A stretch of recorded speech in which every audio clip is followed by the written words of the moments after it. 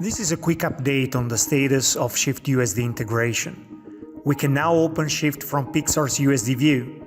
On Open, Shift automatically references the stage currently open in USD view. So it is now possible to edit the USD stage using a Shift workflow.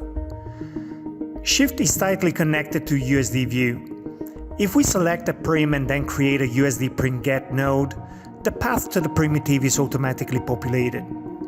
The same happens for attributes. We can now set the translation parameter for the TV.